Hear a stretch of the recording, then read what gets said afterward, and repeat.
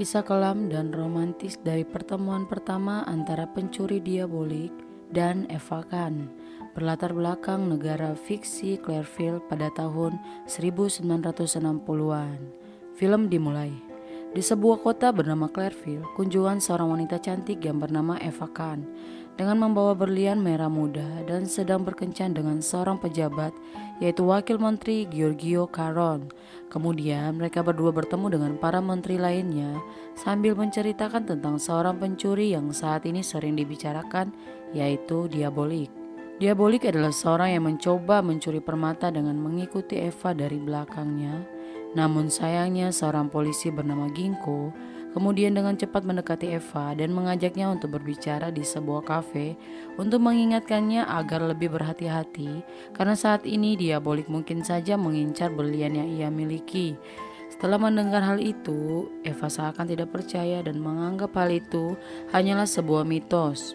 Kemudian diabolik dengan sengaja menghilangkan seorang pegawai hotel yaitu Robert dan berpura-pura dengan menyamar menggantikan Robert hanya untuk mengetahui di mana tempat penyimpanan berlian milik Eva. Selanjutnya, setiba Eva di kamar hotelnya, diabolik mencoba mendekati brankas, namun ketika ia mencoba membukanya, tiba-tiba dering telepon kamar Eva berbunyi dan yang menghubunginya ialah Giorgio, kekasihnya. Setelah itu, diabolik yang juga menyamar sebagai seorang pria bernama Walter kemudian kembali ke rumah untuk berpamitan dengan seorang kekasihnya bernama Elizabeth. Tak sampai di situ, diabolik kembali lagi beraksi untuk mencoba membuka brankas milik Eva. Namun tiba-tiba di saat yang bersamaan Eva pun kembali ke kamarnya. Kemudian diabolik mendekapnya dari belakang, namun lagi-lagi tanpa rasa takut sedikit pun Eva mengungkapkan bahwa berlian muda yang ia miliki dan ingin diambil darinya itu ternyata hanya sebuah berlian tiruan. Alhasil keduanya berdebat yang akhirnya membuat diabolik mulai terpesona akan kecantikan Eva yang begitu anggun.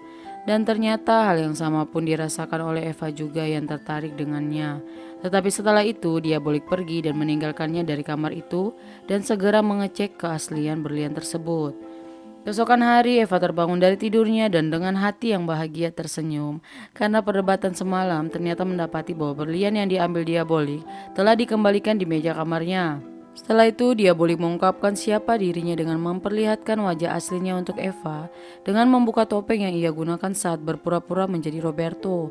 Dan saat itu juga Eva menyadari bahwa sebenarnya Inspektur Ginkgo yang ia temui di kafe ialah diabolik.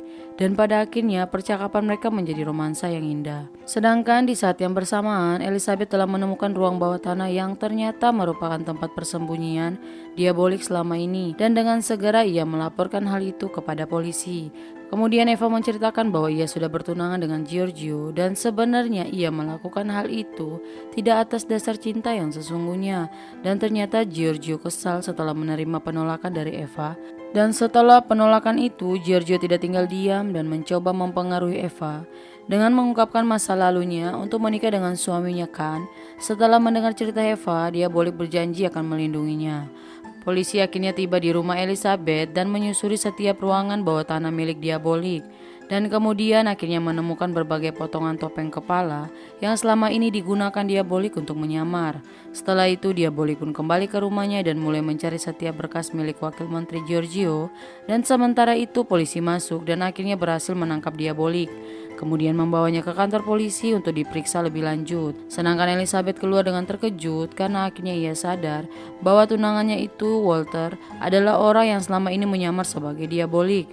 Eva yang sedang menunggu kedatangan diabolik karena perjanjian mereka tiba-tiba terkejut setelah membaca berita di koran bahwa ternyata diabolik telah ditangkap dan sedang ditahan untuk persidangan. Eva pun kemudian datang ke persidangan itu dan mencoba membantu dengan memberikan isyarat untuk diabolik. Dan ternyata berhasil dipahami olehnya dengan membalas isyarat tersebut, yaitu meminta Eva untuk pergi ke sebuah villa de Vivrabi yang merupakan ruang bawah tanah miliknya. Kemudian sesampainya Eva di sana, ia mengikuti semua perintah diabolik dengan mengambil uang pecahan $500 dan beberapa cairan botol berwarna hijau dan kuning. Sementara itu, hasil keputusan persidangan telah menyatakan bahwa diabolik bersalah dan mendapatkan hukuman tutup usia. Namun Eva tetap beraksi dengan pergi mendatangi kantor Giorgio dan mencoba meminta maaf padanya, dan walaupun awalnya ditolak oleh Giorgio, namun akhirnya ia tetap menerima permintaan Eva. Kemudian tak sampai di situ, Eva mencoba meminta Giorgio untuk mempertemukannya dengan Diabolik tepat sebelum hukumannya dilaksanakan. Dan karena kebodohan Giorgio yang akhirnya menyetujui hal itu, dan keduanya bergegas pergi agar mendapatkan izin untuk menemui Diabolik. Keesokan harinya, momen yang ditunggu-tunggu pun tiba, di mana semua warga kota Clareville senang karena proses hukuman Diabolik akan dilaksanakan, yang dimana akan dihadiri oleh beberapa perwakilan polisi untuk melihat prosesnya secara langsung. Namun apa yang terjadi, tanpa sadar mereka semua telah dibohongi, karena ternyata Diabolik yang mereka pikir telah dilenyapkan telah selesai. Namun tiba-tiba Inspektur Ginko sadar bahwa ternyata Giorgio telah dimanfaatkan untuk menggantikan Diabolik dengan menggunakan topeng kepala, dan semua rencana ini dilakukan karena bantuan dari Eva, yang dimana ia meminta untuk menemui Diabolik sebelum proses ini dilakukan. Diabolik yang berperan sebagai Giorgio kemudian pergi mengambil file tentang Eva di kantor wakil menteri, dan polisi kemudian mencoba meminta bantuan sekretaris Giorgio untuk memeriksa ruangannya. Namun Diabolik akhirnya mengetahui hal itu, kemudian berhasil pergi meninggalkan kantor dengan menggunakan mobil bersama Eva. Dan kemudian seorang wanita bernama Morel tiba di sebuah bank sentral Genf untuk menyimpan beberapa lukisan yang akan disimpan dalam sebuah brankas, dan di mana brankas itu telah dilengkapi dengan berbagai alat dan teknologi yang sangat canggih untuk menjamin keamanan tersebut. Sehingga dengan kepintaran Diabolik, ia menyiapkan semua peralatan dan beberapa cairan yang dia gunakan untuk membongkar sistem keamanan brankas tersebut.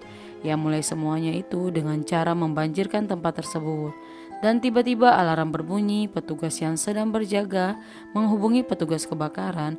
Tiba-tiba Inspektur Ginko dan timnya datang dan mencurigai bahwa semua rencana ini terjadi sepertinya karena perbuatan Diabolik. Petugas kebakaran dan Inspektur Ginko beserta timnya kemudian berkumpul dan berdiskusi dengan petunjuk rute peta yang ada. Dan sementara Eva yang akhirnya berhasil mendekati area bank tersebut, dan Diabolik yang selesai beroperasi akhirnya berhasil keluar melalui saluran yang lain. Namun Ginko datang dan menangkapnya, tetapi tiba-tiba Ginko dijatuhkan oleh Eva, dan kemudian mereka pun berhasil kabur menggunakan speedboat sambil meninggalkan Ginko. Dan film pun selesai. Jangan lupa berikan dukungan subscribe. Terima kasih telah menonton dan sampai jumpa.